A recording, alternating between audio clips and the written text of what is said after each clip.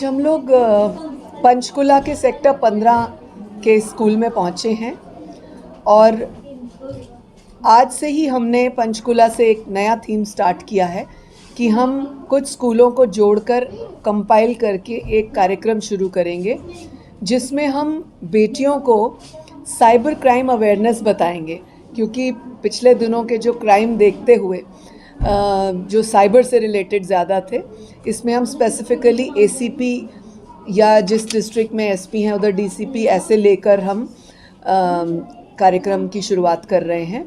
और आज का ये बड़ा सफल कार्यक्रम रहा। लगभग 1500-2000 के बीच में बच्चियां थी और पिछले दिनों हुई जींद की दुर्भाग्यपूर्ण घटना, उसको ध्यान में रखते हुए हम हर बच्ची के साथ 1-to-1 कांटेक्ट करना चाहते हैं ताकि जींद की बच्चियों ने जिन्होंने हिम्मत दिखाई है उन बच्चियों का हौसला बढ़ा रहे और वो हर बात को हम तक पहुंचाते रहे, अपनी दुविधा को हम तक शेयर करते रहे।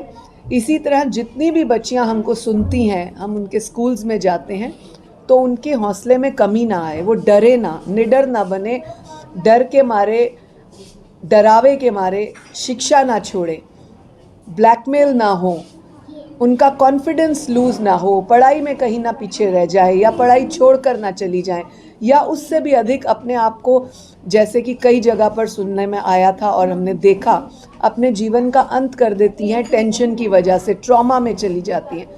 इस चीज़ को ध्यान में रखते हुए हमने ये मुहिम स्टार्ट की है पूरे हरियाणा में। तो जागरूकता जरूर आप फैला रहे हैं, लेकिन ग्राउंड पर जो है स्कूल के अंदर ऐसी घटनाएं ना हो, उसको लेकर क्या स्कूल के प्रिंसिपल, टीचर या जितना भी स्टाफ है तो उनको भी इस चीज़ों का ध्यान रखना पड़ेगा? इस तरह से कोई गाइडलाइंस भी आपके द्वारा दी जा रही है? देखिए, हमने 3 पर्टिकुलर चीज़ों को फोकस किया है।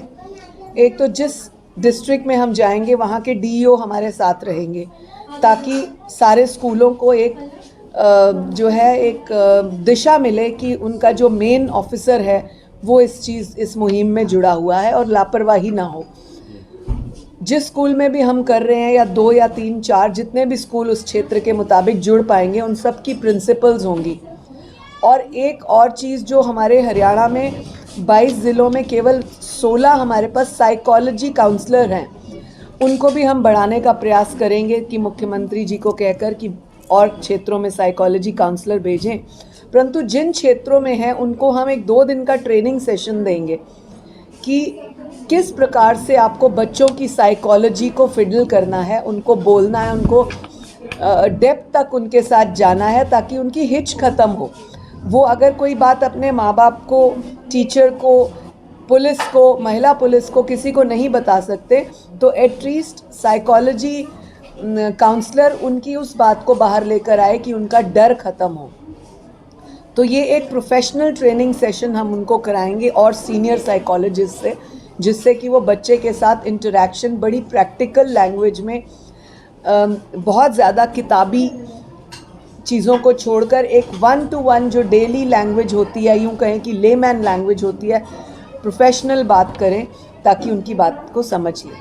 तो प्रिंसिपल के खिलाफ शिकायत मिली थी, उसकी जो छात्राएं हैं उनकी संख्या अब बढ़ गई है, ज़्यादा जो छात्राएं 160 के करीब जो छात्राएं हैं उनके द्वारा अपनी शिकायत दर्ज करवाई गई है। तो अब महिला आयोग आगे इस मामले में किस तरह से संज्ञान ले रहे हैं?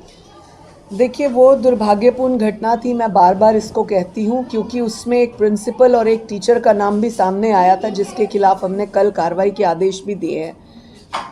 लेकिन हमारे पास शुरुआती तौर पर 15 बच्चियों की शिकायत आई। उसके बाद जब हमने इनको अपने ऑफिस में तलब किया तो हमारे पास रिटर्न में 60 शिकायतें आई। लेकिन कल जब हमने दूसरी टीचर को बुलाया तो हमारे पास टोटल लड़कियों की बातचीत और शिकायत और लड़कियों का बयान 142 हो गया। तो ये छोटा आंकड़ा नहीं है कि जींद जैसे ज़िले में अगर 142 लड़कियां शिकायत करती हैं अपने प्रिंसिपल के खिलाफ, इससे दुर्भाग्यपूर्ण और शर्म की बात नहीं हो सकती।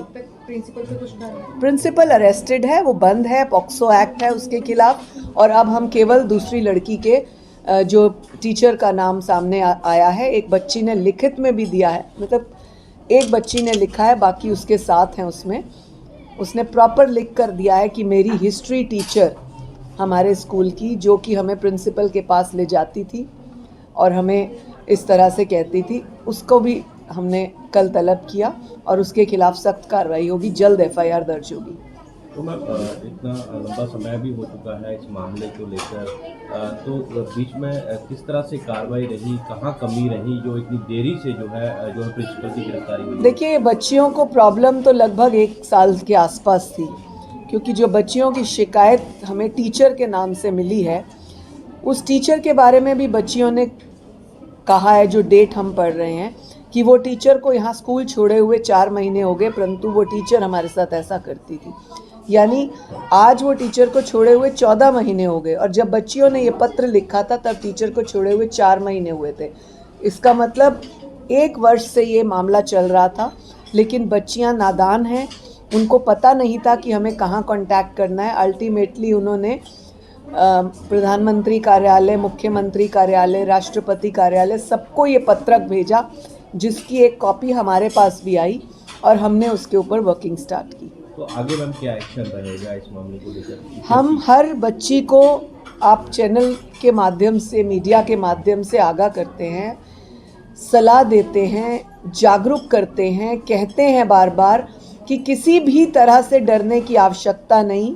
पुलिस प्रशासन और महिला आयोग पूरी तरह से आपके साथ है। जहाँ जहाँ पर भी पुलिस की भी ढिलाई रहती है, कार्रवाई नहीं होती या कमी रहती है, हम पुलिस के खिलाफ भी सख्ती बरतते हैं, लेकिन अच्छे अधिकारियों की भी पुलिस में कमी नहीं है। बहुत से ऐसे महिला अधिकारी हमारे साथ हैं अच्छे, बहुत से ऐसे मेल ऑफिसर्स हमारे साथ हैं हर लेवल के, जो इस विषय को गंभीरता से लेते हैं। तो बच्चियों को डरने की आवश्यकता नहीं। पहला प्रयास करें अपनी अध्यापिका को कहने का। यदि आपके मन में हिच रहता है, आप डरती हैं, शर्माती हैं, तो दूसरा प्रयास महिला पुलिस थाने जाकर महिला पुलिस से कहने का है।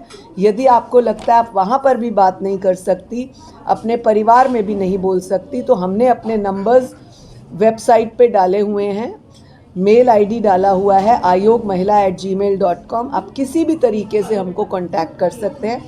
100% आपसे वादा है बेटियों कि हम आपका सहयोग करेंगे।